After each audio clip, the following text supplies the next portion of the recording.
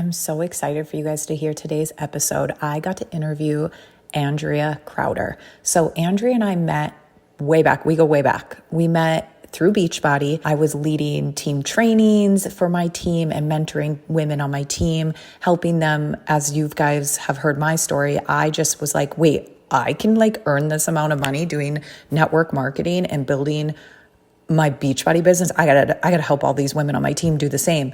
And Andrea stuck out like a sore thumb in the best way possible because she was one of those 3%ers, the ones that showed up on every call, consumed all the training that she could get her hands on, and was applying it all because she saw the vision that I was casting. And then she turned around and did the exact same thing herself and created a massive team herself with thousands of women she was mentoring, a 6-figure business. And then now, fast forward to present, and there's a lot of the in between and even prior to Beachbody that we're going to get into on this episode. And I don't want to share too much of her story because all the little nuggets is basically you'll pick them up throughout the interview as we walk through her story from beginning to current. It is so good. But now she has a global brand with, she coaches women online in all different businesses. She coaches millionaires. She has a huge digital course library. She does one-on-one mentoring. She does it all.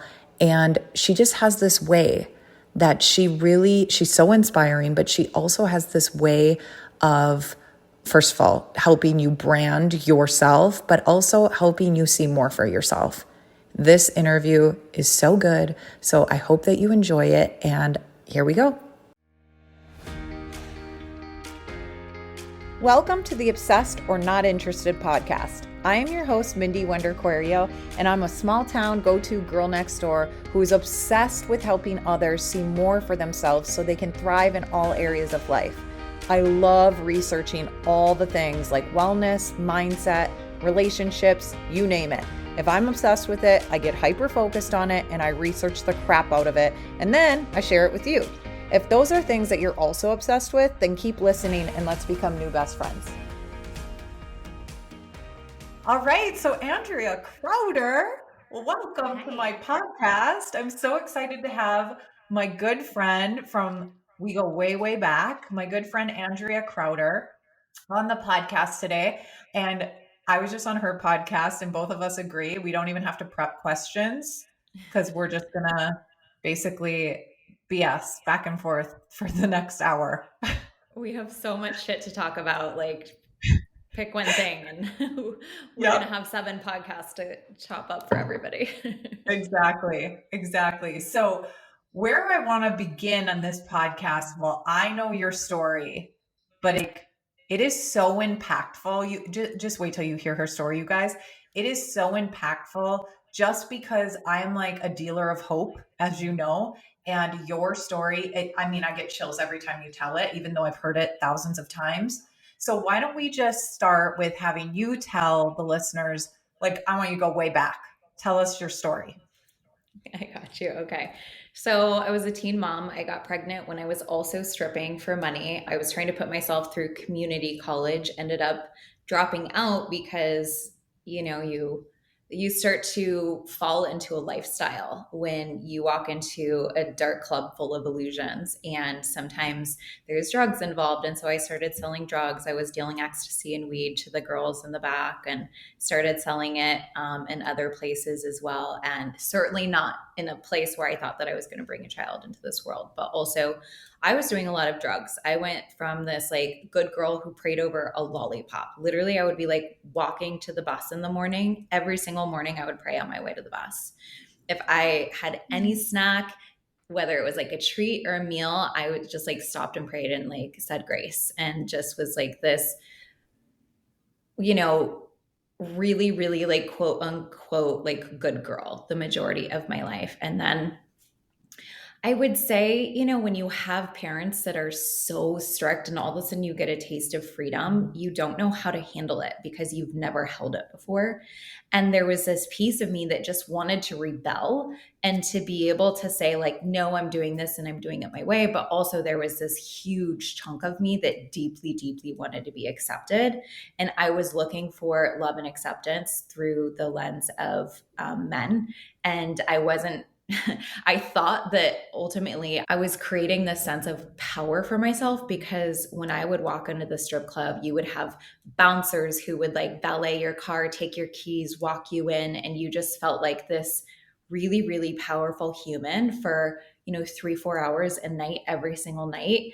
And it was all so much for an 18, 19-year-old girl who never had a sense of like freedom or power in her life, especially growing up in a pretty abusive home. And so now all of a sudden I felt like that I had this very false sense of safety. And with that came me wanting to stay a part of the group that all of a sudden I was feeling this sense of power in, which is people who are selling drugs, doing drugs, dancing. And I remember waking up. Actually, I remember falling asleep one night or I guess morning, because it was probably like 8, 9 o'clock in the morning. And I was so high on cocaine that I was speaking gibberish. Like real English wasn't coming out of my mouth anymore. I thought it was, but that's not what was being translated onto the other side. I remember rolling into what actually wasn't even the driveway. My friend was driving and she rolled us up onto her front lawn. I got out of her car. I'm talking to her mom, but I'm speaking gibberish. I crawl in her bed and I go to sleep for like the next 25 hours. And like little times I would wake up and use the bathroom, crawl back in bed, and I would just be staring at, those like old cheap ass blinds that like nobody wants in their house anymore. I would just look up and I would see like the old cheap broken blinds, and there would just be like little cracks of sun that would come out. And I was just like, okay, it's still daytime. Go back to sleep, go back to sleep. And I slept for 25 hours. And probably 2 weeks after that, I got pregnant. And I swear to you, I can see every time I recall this, I just see my son and like in his like soul essence. And I see him like kind of looking at our other like soul family, and they're just like, bro, she's going down. Somebody tag Jackson in. It's time for him to like dive in, because like she can't maintain this lifestyle anymore. It's going to kill her. Like I should have overdosed. I did so much cocaine and ecstasy that night. I don't know how I survived. And so about 2 weeks later, I got pregnant. And however many weeks later, I found out that I was pregnant. I woke up one morning and my breast just felt really tender. And I texted my friend and I'm like, could I be? Because she had a teen pregnancy when she was 14. And she's like, Andrea, you better not be. And I was like, what am I going to do? So I went to the grocery store. I didn't have any money. So I grabbed a pregnancy test and I just walked into the grocery store bathroom like I owned the place, opened the pregnancy test, and under the disgusting fluorescent light and concrete flooring of this old gross grocery store, I peed on a stick, looked down, and realized, holy fuck, my life is about to change in a major way. And I found out that I was pregnant. So the fun fact of all of this was the guy who got me pregnant also got another girl pregnant within 2 weeks of me. So my son actually has a brother who's literally only 2 weeks older than he is. And he had told me after he found out that she was pregnant, he's like, fuck, if I found out you were pregnant too, I would drive myself off a cliff. And now I'm panicking because I'm like, he's going to kill himself. And he walks through the door that night and I look at him and I tell him that I'm pregnant, and he says nothing. He turns right back around, walks out the door and drives away. And now I'm panicking. I'm like, he's going to go end his life. And luckily that was not the case. But at that point, he ended up choosing her and raising a child with her. And I was on my own at that point. So I moved to Vegas. My ex-husband, Jeremy, we ended up rekindling our relationship. And because he had met me when I was dancing and selling drugs. And he's like, as soon as he found out, he's like, I can't, like, I have a military career. You'll ruin my career. And I'm just not willing to do that for you, which was the best thing. He really showed me that he could prioritize things that really mattered. And I was so grateful that he did that. So when I found out that I was pregnant and I was going to move to Vegas, I was in Seattle at the time.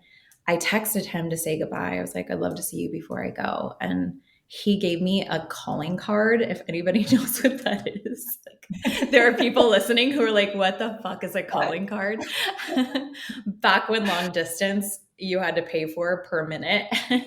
Yeah. So he gave me a calling card to be able to call him long distance with probably like 60 minutes to where we could connect, and he would just reload the calling card to where I could call him and talk to him every once in a while. We ended up rekindling our relationship, and I went back to Seattle. He proposed to me. I'm still 19 at this point, and or maybe now I'm 20 because no, I'm 19 because on our wedding day I was 20. I still wasn't even able to drink.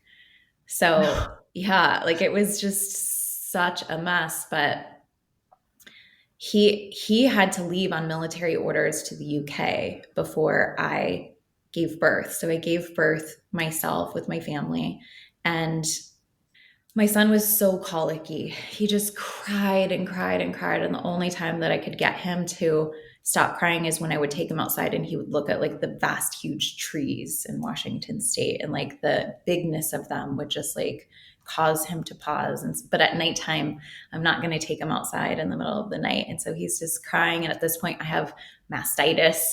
My breasts are like bleeding from trying to nurse, and he's colicky and he's crying. And at this point I'm crying, and I look down at him and I'm just trying to rock him, trying to nurse him. And I see like my tears falling onto his face, blending with his tears. And I remember just looking at him one night and saying, I promise you, I will become a woman that you can be proud of someday. And that was probably the biggest promise I've ever made in my entire life.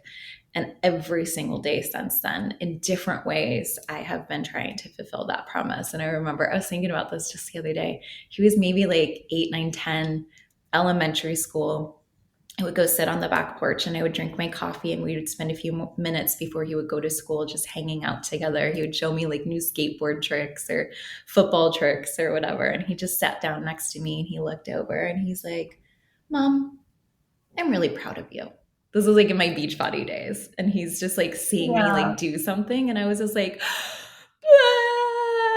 like to have him regurgitate, because I've just never forgot that moment. And him looking at me and saying that, I was just like, oh my God, I did it. Like, and both of my kids now are just my daughter calls me shit. What's the Amazon founder's name? Why can't I think of his name? Jeff, whatever his name. Jeff. Yeah. Bezos.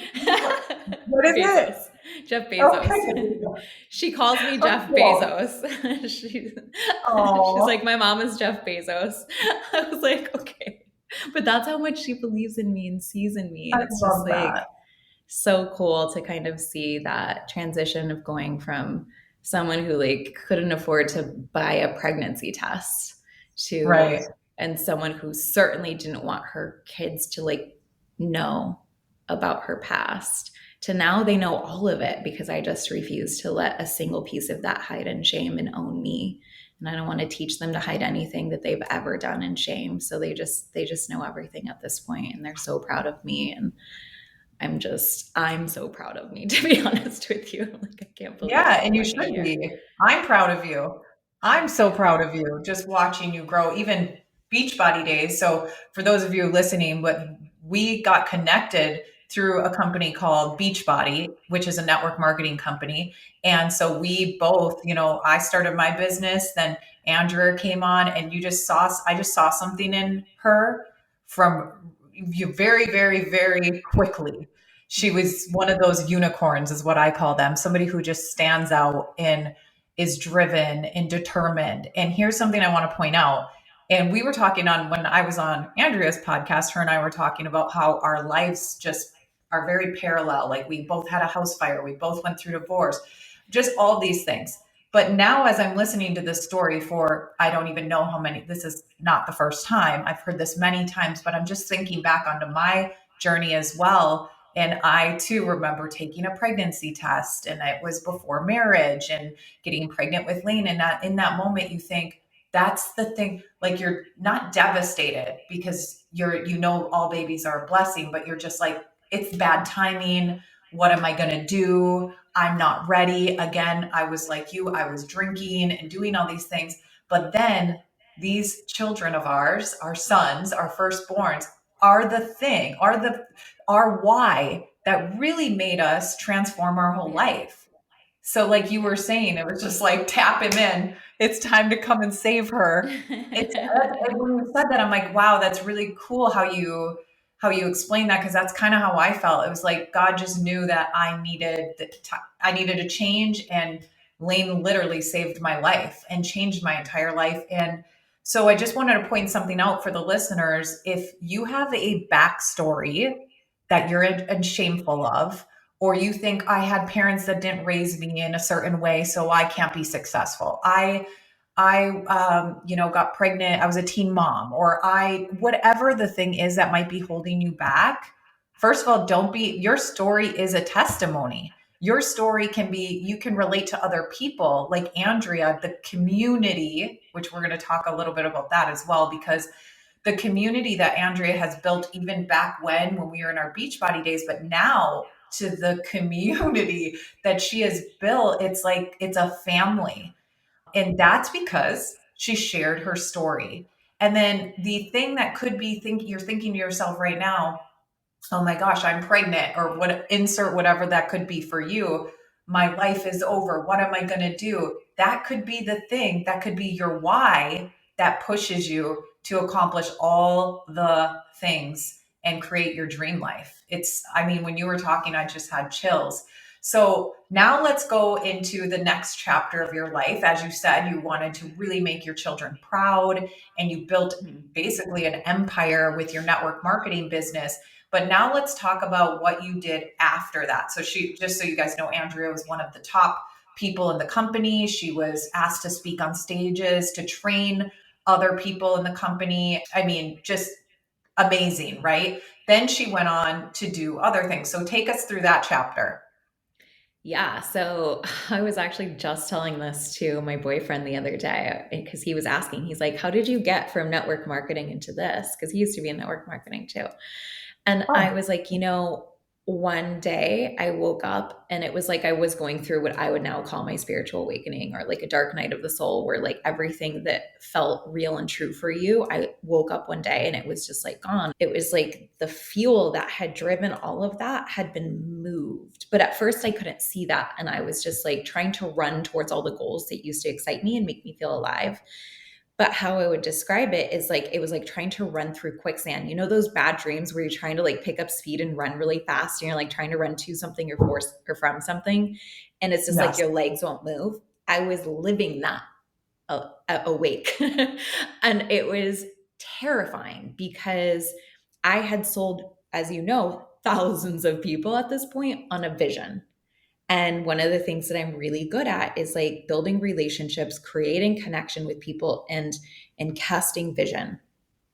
And all of a sudden, this thing that I had said, we're going to do together, we're going to go in this direction, we're going to do it together. I felt this like divine download saying it's time to cast your vision in a new direction. And I did not like that because my belief system was to follow through on your word. And what I noticed is I was trying to follow through on my word at the expense of God's direction for me. And there was such deep conflict. Like I'm trying to run in this direction. And it was like God put one of those elastic, like a workout band, one of those elastic workout bands. And I'm just like running and he's like, ha ha ha ha. But I was terrified because I was like, I don't want to disappoint all of these people. And also, I built my business on this principle, follow the energy. And the energy was guiding me in a new direction. And it's not like I didn't believe in the things that I had told everybody I believed in anymore. I still use those products every day. Every fucking day. I'll sell them to people. I sell the physical products still. And but just like building that business as like my my thing had just gotten placed in new directions. Like I had new lessons I needed to learn, new people that I needed to create with.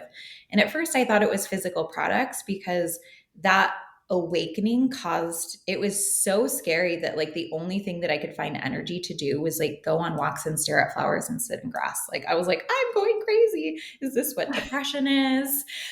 Like the only place that I could find joy was really zooming in on small things that created that was just like nature and my kids. Even I was so grateful because I was very much still in love with my husband at this time, thinking like we're going to be together forever. And he's deployed to Honduras at this time. And I was so grateful because I couldn't even access love for him. My kids only. It was so weird. It was like everything else in the world went into grayscale and got muted. Like sound, vision, all of it was just turned off.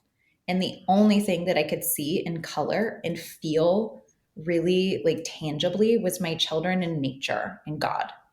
And so I was just taking salt baths all the time. And I was sitting in grass and I was going on long walks. And all of a sudden I became fucking Martha Stewart. And I'm like, let's go do art projects with my kids. And like, we were at Michael's all the time, just like doing little art projects. We created this like little boo sign from cardboard. Like, I am not a Susie homemaker mother.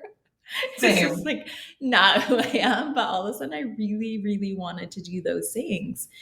And through that process, once I started coming out of the fog and I started like journaling and I started finding redirection, the thing that I felt alive again was like, who is also going through this? And I think that that's why I did so well in network marketing, because I'm one of those people where as soon as I find the solution to a problem for myself, I will tell everyone. I don't care if I get paid for it. It's just like I'm a natural referrer, and people can trust that I only refer things that like I deeply, deeply believe in. So I thrived in network marketing because people can hear the authenticity and truth in my voice. Like I'm known to be a truth teller to my core. It's sometimes a little bit of a toxic trait because I'm like, I can't lie. I tried to ask the lady at the Nordstrom counter to size my watch for me because she had previously done a Movado watch that I had bought from there. And she looks at me and she's like, did you buy it from here? And my friend Dejan is looking at me like, just lie to her and say yes so we can be done with this. And I'm like, no, I bought it online. She looks at me and she's like, next time hand me the watch, I'll handle it. We need those friends in our lives because we just can't lie. I know. I'm like allergic. I break out in hives. But also, it's why my business does so well, because I won't share something unless it's my absolute truth. So yeah, I started putting together processes because at this time, if I looked up like how to get through a spiritual awakening, it was like there was no blogs. It was like old websites that were like original websites way back whenever original websites could be original with just like text, and like they look dark and weird and kind of scary. And I'm like, somebody help me get through this. But it was all just separated in so many different places that I was like, what if I put something into a single place that felt aesthetic and felt friendly and felt comforting? And that's kind of the journey that I went on. Was like, I started to put together physical products, but I ended up really hating, I ended up creating a bralette with pockets for crystals, and I hated clothing manufacturing with a passion. I'm like, get me the fuck out of here. So I ended up exiting that business. But that's kind of what brought me to my brand today, which became a teaching brand and teaching people online sales and marketing at first, and then became the thing that I've always cared about the most, which is helping people feel better. That's why I love Beachbody. I remember my first tagline was "Feel sexy with the lights on." I was thinking about the other day. I love it. Like, this is for all the moms who run past the mirror because they don't want to see their reflection. I got you. It's so always good. About been helping people feel better. And then it was like, I just want to help women feel good because women feel good who do good. And now it's the game's not worth winning unless we get to play. But like, it's all about like bringing like more joy, more aliveness, just back into any experience in life. But now it's like nervous system regulation and like taking care of your bodies. Yeah, and you know what is so cool when you think about when you had that moment when you're like, okay, maybe it's time to switch gears. A lot of people let fear make them keep forcing things. And Right. I know that's kind of like something you're very passionate about now, pleasure over pressure, right? So I'm well known for the fact that my business we have $1 million a year business and we won't take a penny from pressure, only pleasure. I said that one time on a masterclass and the chat just lit up and they're like, pleasure over pressure, we love it. And I was like, oh, this is a thing. And then I put a quote card on Instagram and I started getting podcast requests, even from like broy podcasts. And they're like, what do you mean? You don't take a penny from pressure? How's that possible?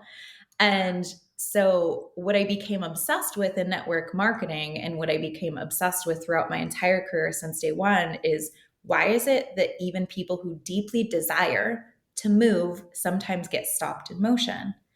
And I couldn't figure it out until I really started studying unconscious mind and was trained in rapid resolution therapy. And what I realized is that when you're in a state of pressure, blood leaves the brain, making you fast but less intelligent. And nobody nobody wants to run a business with speed, physical speed, but compromised intelligence. And so I made a simple note to myself that I will not make a single new decision from the energy of pressure. That doesn't mean I don't feel it sometimes. It just means I won't move from it. And what Mhm. happened when I started to feel afraid because I was feeling this call to move in a different direction is I tried to move from it. I'm like, no, I'm going to run faster now. And I remember sitting Mhm. in at a round table on one of the reward events for Beachbody across the table from the CEO. And he's asking me to create this like fast running, like challenge thing with my team. And my mouth is saying, yes, I'm in. And my whole body is being drained of blood. And I'm like, I Mhm. can't do this. I can't do this. I can't do this. And that was kind of the moment where I'm like, what the fuck is happening to me? So Mhm. I realized that so when people say, how do you, they're like, it's good for you, Andrea, that you have money to where you're able to make decisions like that. But when I left my marriage, everything was in transition and I had like $2,000 or $3,000 to my name, liquid cash. I had a lot of money in my physical product company. And then I had a lot of money that I just put into my ex-husband's, whatever it's called, rehab. And I was literally at like $2,000 to $3,000 cash with a team that I was about to have to pay. And I was walking out of a marriage.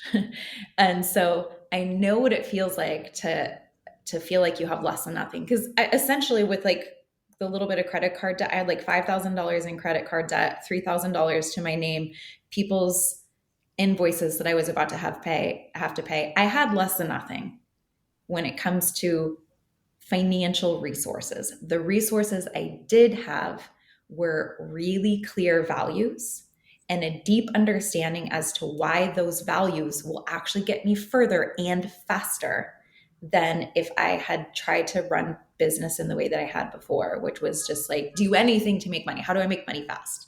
I stopped asking, how do I make money fast? And I started asking, where's the most aliveness? Where's the most alive way to make money? Where's the thing that when, where's the idea that when I think about it, it causes life force in my body and that life force moves me? So then I wasn't having to like conjure energy anymore, which is why we all end up burning out. I see so many beautiful souls constantly raising their hand and saying like I'm bowing out, I'm burning out. Like we see them all the time. I just saw another like huge name say like I'm in like my season of doing nothing because I'm just too burnt out. And this is the reason why. Like we just stay in motion because the motion was working before and we stop asking questions as to is this the motion that I still should the direction that I should still stay with. So it's really about the energy that you make a decision within, because when you make a decision from love, you plant a seed in soil. When you make a decision from fear, you plant a seed in cement. And Mhm. one grows, one doesn't. Yeah. And the fact that when you were able to make that transition that you were, and you had going through divorce, you had little income, liquid cash at that time, and you still weren't reacting in fear. Mm-hmm. And that's very honorable, because I think that would be very difficult to do, because in that moment of fear, you do want to push and force. I feel what I've seen anyway.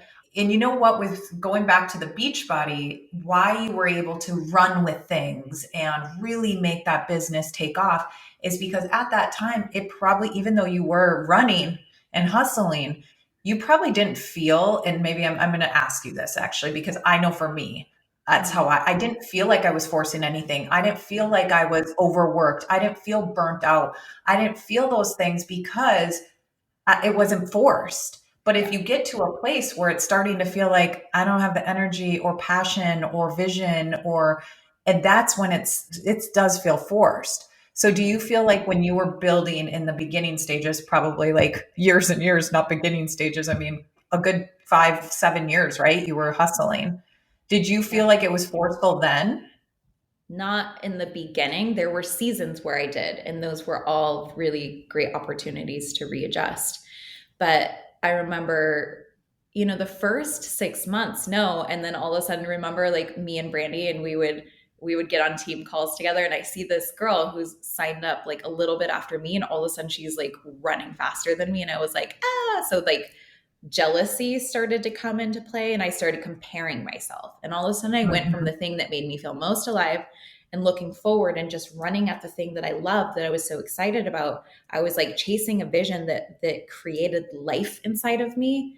And then I started chasing her coattails. That does not create life. And so once I realized that though, and I recast the vision on where I wanted to go versus what I was running towards versus trying to catch up with someone, and my eyes went back forward, then like the life re-entered my body. And I was able to run with that for a really long time.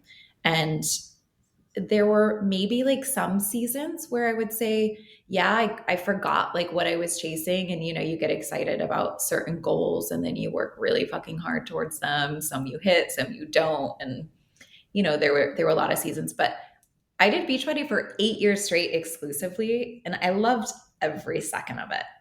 Every second of it. I still love it. I still love the company, and have so much reverence for that season of my life and who it created me into, and for the company itself and the leadership of the company. And I will never stop saying enough good things about it, because it completely changed my life, and it turned me into the person. It taught me leadership. It taught me community building.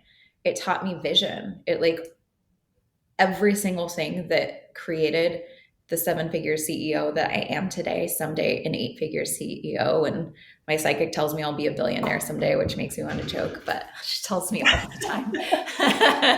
I'm like, yeah, whatever.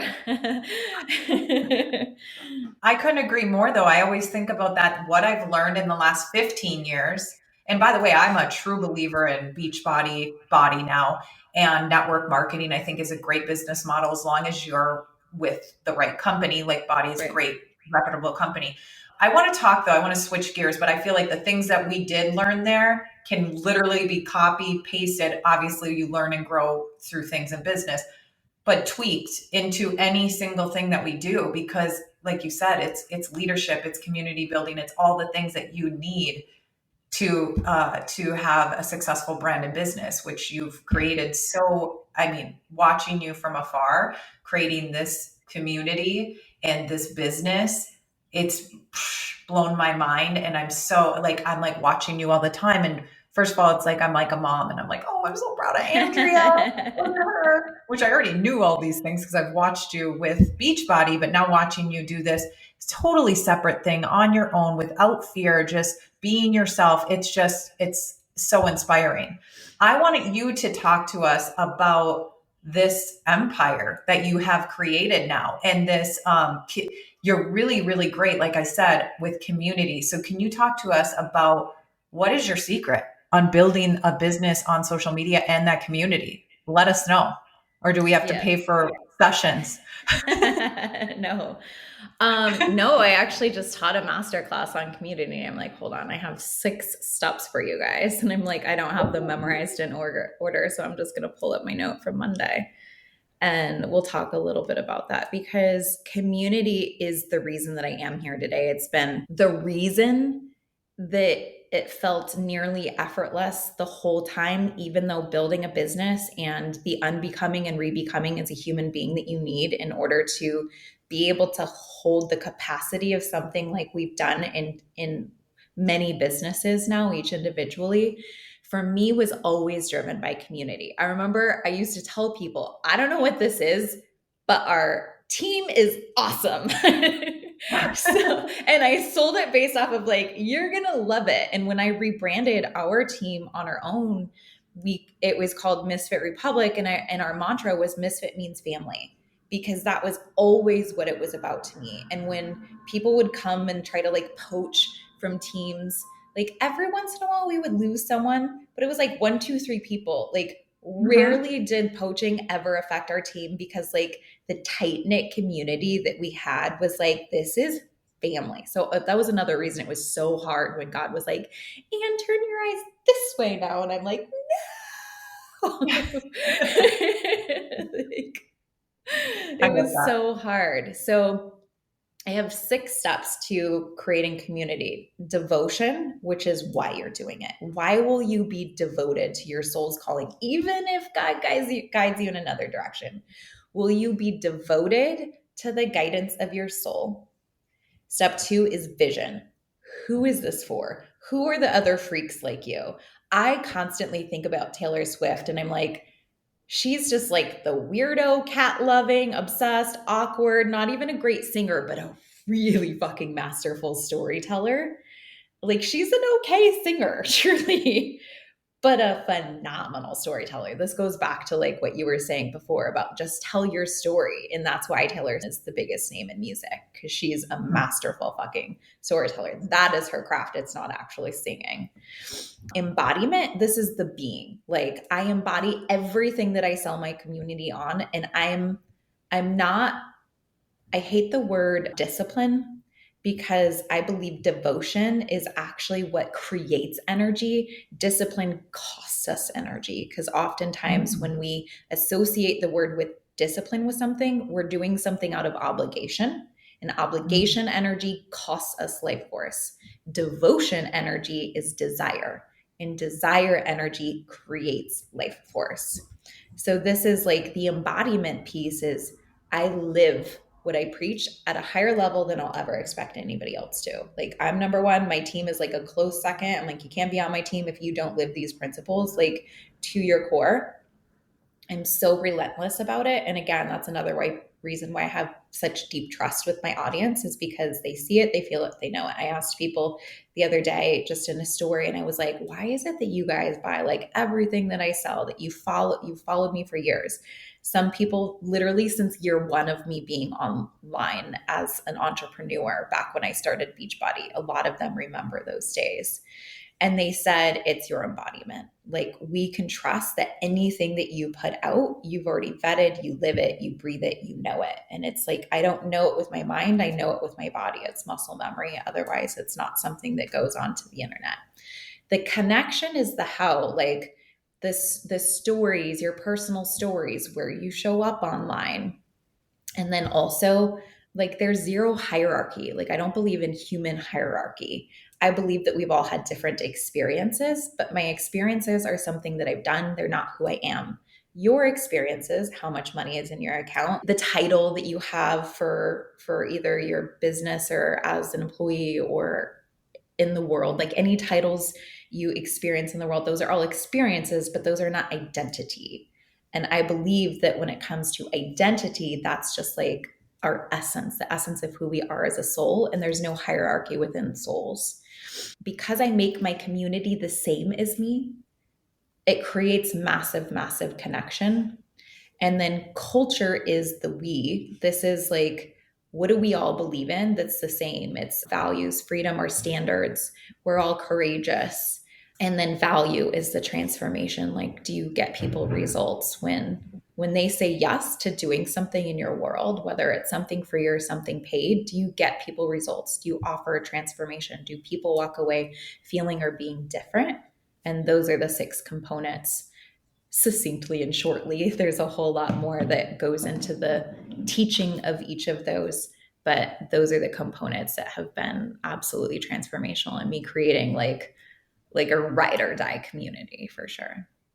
Yeah, I'll even notice, just so the listeners probably do not know this, but there are people in her community that literally will buy every time she has a launch. They're the first one. They're a pre-sale. They're getting every single program she has to offer, and that's because they know that they're getting a good. It's kind of like I see you in this community, kind of how I see Shalene Johnson as well. Like I know if I get something Shalene Johnson, like a fitness program Shalene Johnson has put out back in the Beachbody days again, I know I'm gonna love it. Like there's no way that I'm not gonna love it because I just love that she is like kind of like both of us. We're relatable. We're not no one's above anybody else. We're the same. We're all humans Yeah. and we all have the same ability. And so I love that. And so I watch what your community is doing and what you share with testimonies and the testimonies that people have that you've shared that people say about your programs. It's transformational, life transforming that they're getting from your programs. And I just think it's so amazing. So let's talk about your program. So for example, this one that Andrea just spoke about, this was a masterclass she just hosted on community. Obviously, this was like a very 1% of that masterclass. But where could they find that masterclass if they wanted to do like the whole thing? Yeah, DM me the word community. This is honestly, I feel like it's one of the best programs that I've created. Like I thought it was going to be an hour. It's 2 hours and 45 minutes of content. And the piece that's, I believe, the secret sauce out of all of it, like every single one of those components is crucial. And it's the reason that when I launched my subscription, Legend in the Making, like we did 5-figure in sale on in sales on a $59 subscription product almost immediately, is because it is all infused with all 6 of those components. But there's one really special one, and that's the connection one.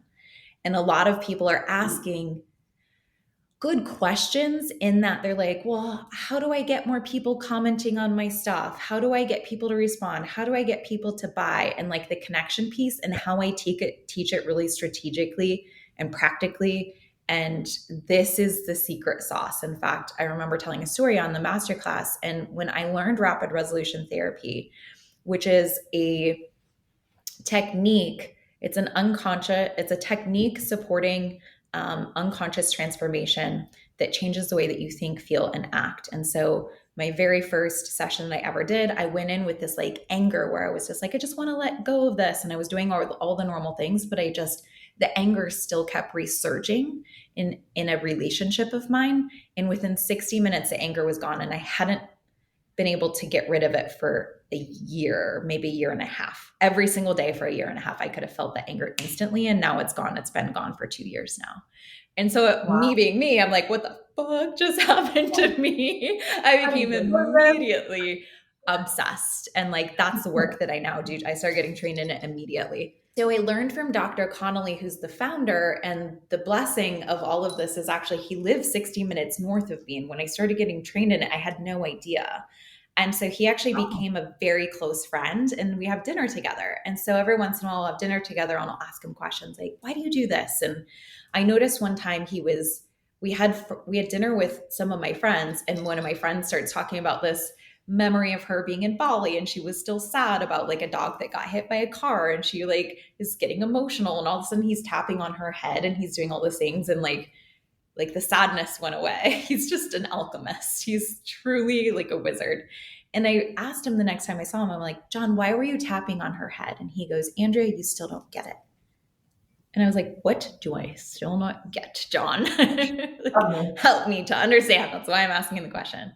And he goes, the tapping is, and he held up his hand like he was blowing glitter out of his hand. And he goes, the tapping is magic. Is not the magic. It's a facade. It's not necessary. And he goes, the thing that powered the transformation was what happened before that. The connection. Where when someone tells you their story and you hold space for them and you express to them what you now understand, they're like, yes, she gets it. He gets it. It's the being understood that creates the connection. And this is why our stories are so powerful and crucial and necessary for us to build what we want to, because it's within the story that we know that we're understood by somebody else. And he goes, if I have connection, I have power to transform them. I can't transform them without that. And that's why when he does RRT, I mean, I've healed sexual traumas with him. I've healed abuse traumas with him. I've healed God knows what. Like, this man has changed my life completely. And my daughter's. Like, I don't think my daughter would still be on this planet. She was going through really rough high school years, suicidal ideations, constantly. Like, nobody knows pain and fear, like holding your baby and your baby's asking you to die. And I don't think that my daughter would still be on this planet if it wasn't for Dr. Connolly. He kept her, and like just like in a day's notice, he would be on the phone with her and just transforming her and transforming her and transforming her. Wow. And it's the connection. It's because she knows that he's going to continue to listen to her until he understands clearly what's going on with her. And as soon as he understands clearly and can articulate that, he casts the intention of what's going to be next for her. She believes in this vision that he just casted for her, and she believes it because the connection preceded it. Transformation is 2 steps: connection and clear intention or vision. Everything else is like little tools, little tools, little tools. How you create connection is very, very specific. And that's what I teach in the masterclass. And I believe it's why it's been one of the most transformational pieces of content that I've created in a really long time. People who've been in all my programs have messaged me right after, and they're like, this is your best piece of work. I'm so, so proud of that masterclass. I put a lot of work into it. But that one piece will change anyone's life. Yeah. And just so you know, guys, all this information will be in the show notes, so you can do that. Otherwise, follow Andrea. Like she said, just DM her. Is it community, or what was it community? Yeah. Just DM her community, because I have a feeling you guys are going to really want to get on this masterclass after hearing that story. I know I already bought it, so I don't need to be DMing her. Okay. So that was amazing. The next thing, we have about 10 minutes left here. So I just wanted to ask you this one last question, because that just came up actually, because I know a lot of the listeners maybe are on the fence about wanting to start their own business, or they are just new, or, you know, they're not at the level they want to be yet. So when you first started on this journey of like creating digital courses and things like that, what tips could you give somebody who's in that position like you were? Because I think people think, well, of course, Andrea can do this and sell out this product and have a $100,000 launch, by the way, she did, and do all these things because she must just have all these followers and she just has this and that. So just tell us, where were you when you started and what you did, so they can know that that's not the case. My first launch, I made $0, but I had 2 people volunteer. And I said yes. I said yes to the 2 volunteers because I understand the value of a story. And if I can create success for someone else, and I can show that my process doesn't just work for me, it works for other people too, then I have a tangible product, a tangible service. And so it started with me being willing to do whatever it took to create the belief in myself. This wasn't even about money. It wasn't about testimonials. It was about me creating belief in myself that I could not only hold the embodiment of this transformation, but I could also duplicate it. And so I know that you can probably think of a single thing where you're just like, I know this for sure. I always love, like, think about, hear this in Oprah's voice. What do you know for sure? She asks almost everyone she interviews on her podcast that. And there are certain things that I knew for sure when I started doing my digital courses, because at that point I had taken that first launch, created testimonials and stories, and started getting better and better and better. And that was in my network marketing career. And I took the knowledge of launching into my personal product career simply by, again, actually, I did another thing for free with a friend. she messaged me and she's like, hey, I'm getting ready to launch my first digital course. And I need a little bit of help. So she asked me a couple of questions and I said, would it be helpful if every single morning during the course of this launch, we just got on the phone together for 15 minutes? And whatever is coming up for you will transform in the 15 minutes. That's it. Every day for 15 minutes, I got on the phone with her. And she did her very first launch and she made $8,000. That's a great first launch for somebody brand new to digital courses. It was awesome. And I remember thinking, what if I took my knowledge of launching and I put it into 15-minute bite-sized audios where people could have a launch coach in their pocket that they could access 24/7 and that was accessible to anyone. And so I created a program called 15-Minute Launch Coach. And it was my very first, actually, this is my second digital program now that I think about it. I did one previous to this, but whole different story. And I packaged this up and I just remember thinking, what are all the questions that she asked me on our calls? And I wrote them down. And then what are all the questions that people DM me asking me all the time? And I created a list of modules of pre-launch, during launch, post-launch. Like this is all the standard things that come in during all of those. And it's still a really, really high selling program within my digital library. It's like one of the programs that hasn't expired for me. Some old stuff, I'm like, that's retired. It's like not who I am anymore. This is traditional selling techniques that just don't expire. And I still have people messaging me saying, I just bought this like last month and they love it. So, but it was one of those things where I'm like, I know this for sure because I knew I could jump on the phone with her and I would be able to have a story instantly. And I was embodied because I had done it for 8 years straight already. It doesn't have to be something that you've done for 8 years straight, but it has to be something that you know for sure. It has to be steps that will take someone from a point A to a point B. It could be a small transformation or a big transformation. And it has to be something that you're embodied in, that when you speak about it, you have certainty in your voice because certainty is what sells. People who come to you are uncertain. They don't know what to do next. And your certainty is what gives them a sense of relief. You create a transformation even in your selling because your level of certainty in what you're selling already starts to calm down their nervous system where they're like, oh, she knows what I need. I believe it. People want to know, does it work and will it work for me? And because I can say it with such certainty, this works and it will work for you. And I put a 3-day refund on nearly every single product that I sell because I don't want your money if I didn't get your results. So like that deep, deep level of certainty of like either it will work for you or I will give you your money back has been like a huge, huge component for my success. But that was how I created like a really, really high selling digital program. The one that preceded that also it wasn't intended to be a digital program, which is why it didn't come to my mind first.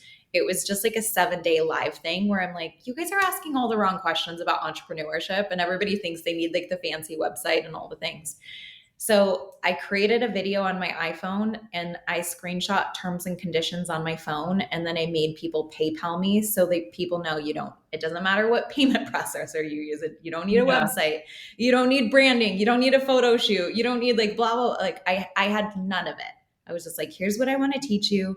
I'm going to do it in 7 days. I'm going to do all of it live. And then by the end of it, these are the 7 things that you'll know and what you'll be able to go do next. And you'll be able to create your own digital product from it. And that became something that I called Break Rules, Make Bank. And at first I didn't even name it though. I was just like, this is an experience you're coming to do with me. There was no name, no branding, no nothing. It was just like one of those weirdo, like no name pizza places where you have to like know someone to go find it. It's just called Eat. Yeah. Yeah. Sign that says Eat outside, but you're like, I'll try it. Right. Right. Yes, that was exactly it. And I had 50 people sign up for it. I sold it at $300 and I did $14,000 in sales in like a week. And yeah, that was the beginning of my very first digital course. The second one was 15-Minute Launch Coach. But I took the 7 things that I knew for sure about business that I was embodied in and I had been doing for a long time. It wasn't something I just learned. You know, when people learn manifestation and they manifest the first thing ever for themselves and then they're the manifestation teacher? Yeah. No, Yeah. that's not the thing that's ready to sell. But you have Yeah. something, I promise. There is a process that you know for sure that is ready. You've been living it, and you probably don't think about it often because you're so embodied in it. You probably don't think it's that special because you're so embodied in it. If you don't think it's that special or that interesting, that's the thing that you actually go sell. That's the Mhm. special thing because it's very special to someone else. All you have to be is like 10% further on the journey than someone else. And they're just like, yes, please. Because people don't want to get all the way there, but they want progress. And if you can give someone the sensation of progress, I always say progress is humanity's kink and we're all dirty little sluts for it. Of course, that's what you say. So, Andrea. Yeah, it's so true though. Just helping people move the needle. And then also, I just feel like people need somebody who knows more than they do, that believes in them. And that's something that I know that I have a gift of, and I know you have a gift of, is that we both can see the potential in Yeah. other people before they can see it for themselves. But that's where the connection piece comes Yeah. into play, hearing their story, learning about them. Because there's so many times, and I'm sure you do this with your friends too. I'm just like, you know what you would be great at? You should do this and you should do Yeah. this. I'm like always having ideas for other people, Yeah. business ideas for other people, because it's hard sometimes to see it for ourselves, but this is why you need a mentor. So Right. that mentor can see things that you may not see for yourself, but they can pull it out of you and Yeah. help you really, like you said, just having a little bit more knowledge, a little more experience, and it just makes a world of difference in somebody's life and business. But I love that you said that you had a launch and you had no sales, because I think people, they just assume it's going to be like this, oh, I'm going to do this and it's going to be this big thing because that's what everyone's posting on social media. Well, that's comparing your chapter 1 to somebody's chapter 50. So, When I launched my community masterclass, which had like hundreds of people in it, some people got it as a bonus, and then we had like 100 and something actual sales. The very first day, I got one sale. And I was just like, uh-oh, like there was like crickets, and I was like, okay, what's wrong? But the thing is like that doesn't bother me because I'm just like, oh, there's a kink in the hose somewhere. Where's the kink? And what I realized is that the form on the checkout page was creating a barrier to entry because it was a buy one get one free, and it was showing as requirement for people to put the person's name on the form when they signed up. And I'm like, I think they're not signing up because they don't have their free person yet. So take that off the page. Let's collect that after. And then all of a yeah. sudden the sales Smart. started coming through. So, but I Yeah. don't ever look at it as like, oh my God, the ship's going down. It's a problem. I'm like, ooh, there's a kink somewhere. Let's get kinky and find the kink.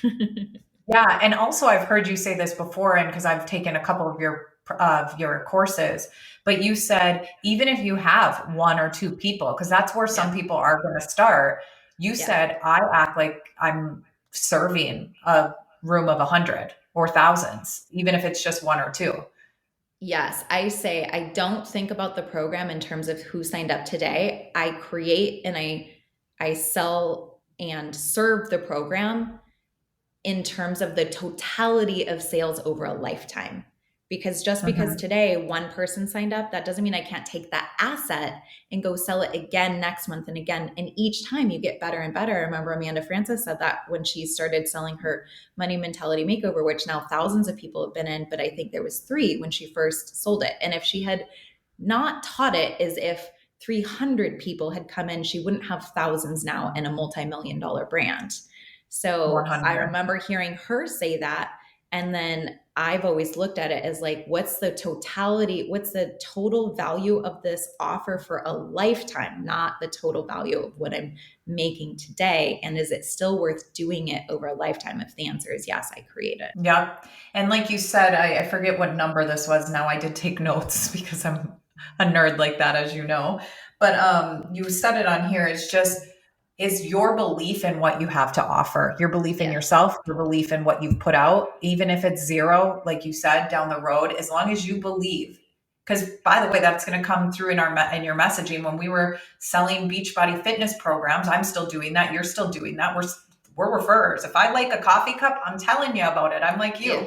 Yeah. So that's just how we are. So people trust us, and we're talking about that because we have such a deep belief in what we share, because we're not going to tell you about it unless we believe in it. And that's what you guys need, listeners. That's what you need. If you're creating a digital product, a physical product, starting a network marketing business, whatever you're doing, you have to have the belief that you hear in Andrea's voice when she talks about her programs. It's a deep belief in what you have to offer and serve. It's okay if you don't have that yet. It's just that step one isn't to go create and sell the offer yet. Then step one is go create the belief.